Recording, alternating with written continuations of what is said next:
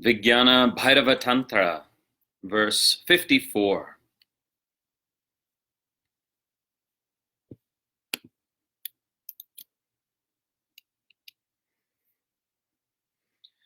Svadehe jagato vapi sūkṣmasūkṣmatarāṇi ca tattvāni yāni nilayaṃ dhyātvānte vyajyate Parā.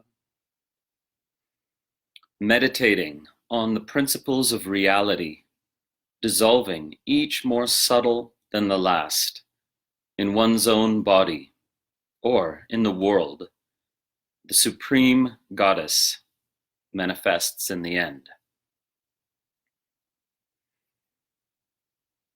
So this verse is quite esoteric for one who's not already steeped in the classical tantric tradition.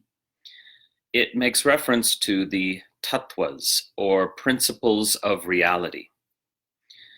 So in the very ancient Sankhya philosophy, there are 25 tattvas, or principles of reality, that are taught. And Sankhya was absorbed into the tantric tradition, which then expanded on the principles of reality articulated in that earlier philosophy. So the tantric tradition articulates 36 tattvas, or principles of reality. So it adds 11 more tattvas on top of the Sankhya system. And it's this addition which really distinguishes the tantric philosophy. This is much too deep of a topic to get into in this video, but I would refer you to my book, Tantra Illuminated, where all of the 36 tattvas are explained in some detail, especially the uniquely tantric tattvas. So Tantra argued that Sankhya and Patanjalian yoga, which scholars often call classical yoga, was an incomplete system. So just to be clear, and many of you probably already know this, the Sankhya philosophy is the philosophy that underlies Patanjali's Yoga Sutra. So Patanjali was a Sankhyan. He totally agreed with the whole Sankhya philosophy, but just gave it a more practical dimension in his Yoga Sutra, right? So the Tantric tradition absorbs Patanjali's yoga and the Sankhya system, but radically reconfigures it at the same time by adding these 11 tattvas. And these tattvas include 5 different aspects of divine consciousness, or God, if you will, which were completely absent in the Sankhya system. So Sankhya was an atheistic philosophy. Divinity or God or goddess is not part of that system, and is very much a part of the tantric system. So anyway, this topic can easily get very deep and complex, but it's perfectly clear in the verse that the practice has to do with these 36 tattvas, or principles of reality, which taken all together provide a comprehensive map of the experience of embodied consciousness, the experience that embodied consciousness has of itself and of its world.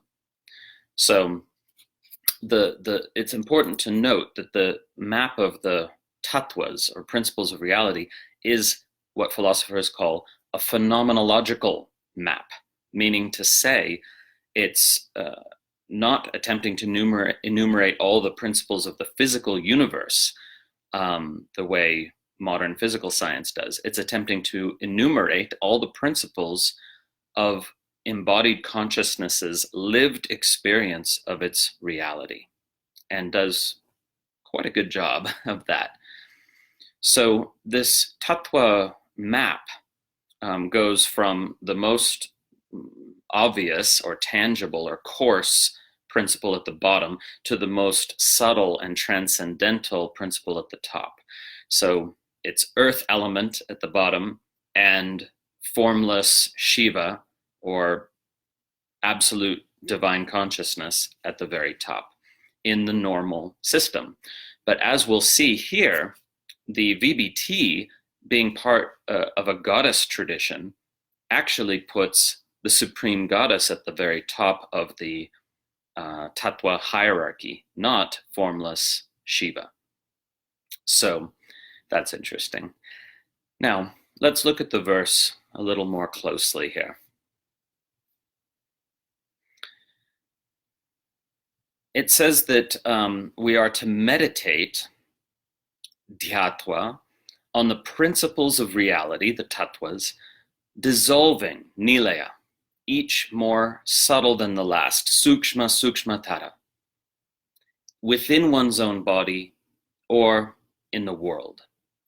Now, this last statement makes sense because in the tantric philosophy, each embodied human or sentient being is a microcosm of the whole universe. And the universe is a macrocosm of each sentient being.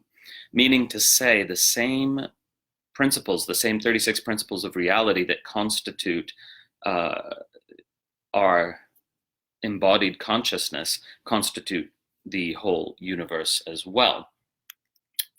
Or rather, our experience of the universe, right? Our phenomenological experience of the universe. So the usual way to do the practice that the verse alludes to is through contemplating each tattva dissolving into the tattva above it. So earth element dissolves into water, which dissolves into fire, which dissolves into wind, which dissolves into space, and so on. And those are the 5 great elements. But then, the list continues through the 5 faculties of action, which are speaking, walking, grasping, procreating, and excreting, and the 5 faculties of perception, which of course are seeing, smelling, hearing, tasting, touching, and so on. So I won't go through all the tattvas here, but you meditate on each tattva dissolving into the tattva above it until you reach the summit of the hierarchy. And like I said, usually the summit is Nishkala Shiva or Anashrita Shiva. That means the formless absolute divine consciousness. So Shiva in this not in the sense of a deity, a god, but in the sense of formless absolute consciousness, the ground of being. Which, depending on how you're mapping it, is at the top or at the bottom as the formless ground of being. So the key here is that this practice is impossible to do unless you're very familiar with the tattva system. You have to actually have it perfectly memorized to meditate on each tattva dissolving into the tattva above. It doesn't work to be kind of looking at a list, then it would just be a kind of strange conceptual exercise. So if you're interested in trying out this practice, I invite you to, you can also do it in a simplified form called bhuta shuddhi, right? Bhuta shuddhi is just where you work with the 5 elements, just earth dissolving into water, into fire, into wind, into space, into consciousness, and then re-emanating again, right? But here it's clear that tattva shuddhi is intended, not bhuta shuddhi, and that's where you go through the whole list of 36 tattvas. But again, the text wants us to end with the supreme goddess. That is to say, that Parā Devi, the supreme goddess, who is simultaneously completely transcendent and completely immanent, is the terminus of this process of dissolution. And that's really important. This is a Kaula text, meaning to say for Kaula non-dual tantrikas, the absolute ultimate principle cannot be something wholly transcendent like Shiva, formless Shiva. The absolute principle is, in fact, that which is simultaneously wholly transcendent, and wholly immanent in the entire range of tattvas, meaning to say the Supreme Goddess is ultimately transcendent, but also manifests as all of the 36 tattvas. So that is the teaching in this lineage, that a wholly transcendent divine is not the ultimate principle of reality and not what we're going for, but rather an experience of divine consciousness which is simultaneously, and that's the key, simultaneously wholly transcendent and wholly immanent, which means that it constitutes and manifests as all the principles of reality and all the factors of our lived experience. Okay, so for most people, it's fairly easy to either have a transcendent experience or an immanent experience, but not both simultaneously. And that is the goal of tantric practice in this non-dual Kaulatrika lineage. Okay, so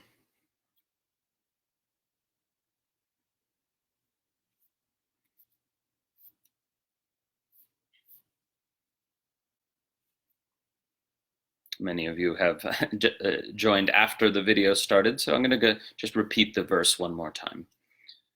Svadehe jagato vapi sūkṣmasūkṣmatarāṇi ca tattvāni yāni nilayaṃ dhyātvānte vyajyate Parā. Meditating on the tattvas, the principles of reality, dissolving, each more subtle than the last, in one's own body or in the world, the Supreme Goddess manifests in the end. So one way of doing this practice, which is quite traditional, is to meditate on the tattvas within the central channel, with earth at the pelvic floor and Sadashiva tattva right at the crown of the head, at the Brahmarandra. And so then the final two tattvas, Shiva and Shakti, are then above the head in the psychic space, which extends beyond the physical body. So again, if you want to do this practice, I invite you to study and memorize the 36 tattvas, and then you would put your attention on the pelvic floor and feel the earth element there. And then imagine it dissolving upward just, a couple of centimeters into the water element. And this is working within the central channel. And then the water element dissolving upward into the fire element, and so on, ascending through the whole central channel until again you reach Sadashiva at the crown of the head. So Shuddha Vidya tattva is at the third eye, and Ishvara tattva is above that, and Sadashiva tattva, and then Shiva and Shakti, and then contemplating the Supreme Goddess Parā Devi as simultaneously at the upper limit of the energy body, but also constituting the entire whole. So Parā Devi, Supreme Goddess, is here understood as that divine power which again transcends all and yet constitutes all. So she manifests as all the deities, all the divinities, all the aspects of consciousness, but most especially as all the goddesses of the entire Indian tradition. So we could perhaps do another video where I actually guide you through that specific meditation. But again, it's only for those who have studied the tattva system, are familiar with it. Otherwise, it's just going to be a conceptual academic exercise, really. So somebody mentions transcendent/immanent is confusing. So I talk about this in the entry for tattva number 0 in Tantra Illuminated.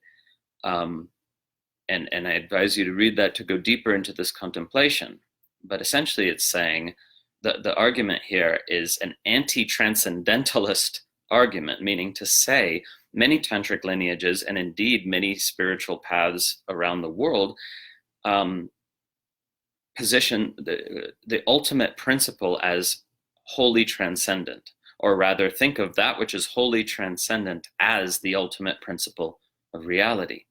And here in this non-dual view, the ultimate principle of reality, the divine consciousness, which we call the goddess, is wholly transcendent and yet wholly immanent simultaneously.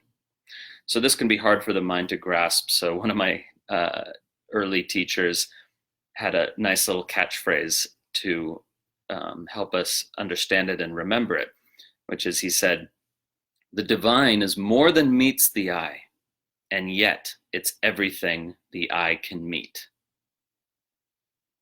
Right? So it's always more than meets the eye, not just the eye, all the senses, the mind, and so on. It's always beyond. The divine is beyond our conceptualization of it. It's beyond anything the mind can grasp, and it's beyond anything the senses can perceive. That's what transcendent means. But it simultaneously manifests as all the phenomena of lived experience. That's what immanent means. So the divine is more than meets the eye, and yet it's everything the eye can meet. So, that is an easy to remember phrase that's not as precise, right? Because it's not as comprehensive as the actual teaching, right? So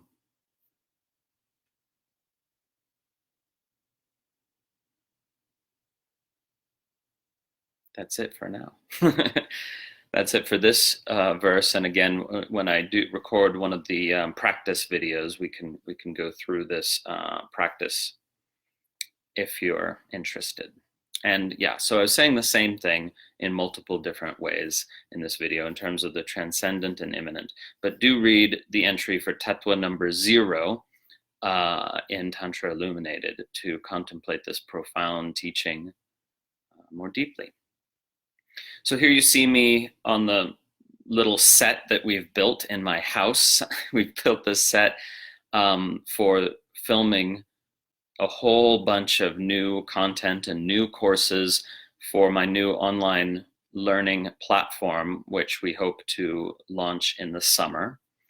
And this will be an online learning portal that presents a comprehensive curriculum in tantric yoga and tantric philosophy.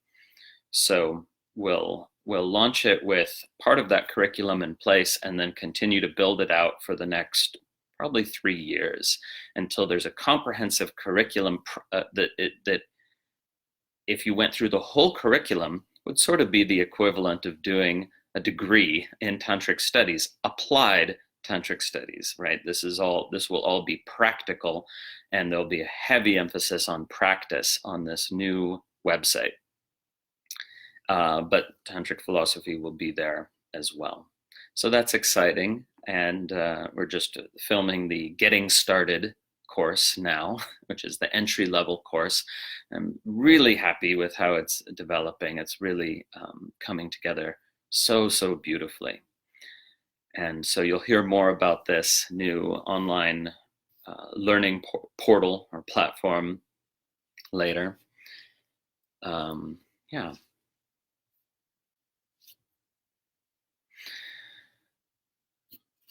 And usually I do the videos in front of my main altar, and I'll just go over there for a moment so that you guys can see the image of Parā Devi, since we were talking about her. There she is. Oh, there. How does this work? There she is. Parā Devi, the supreme goddess.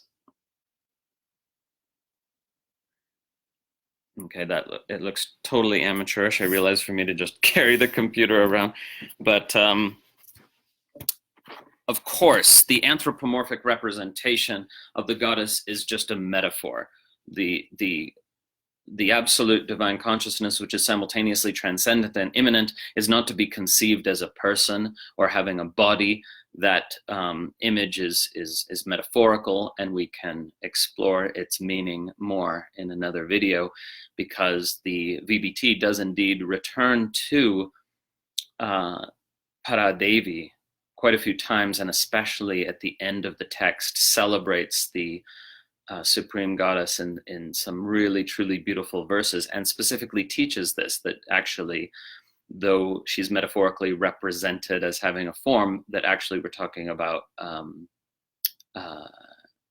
the power of consciousness itself that manifests the entire universe of lived experience, maintains it, dissolves it, and so on. Okay. Nice to be with you all, and see you next time. And if you're watching live, I'll do another live video on a mantra in just a few minutes. Om.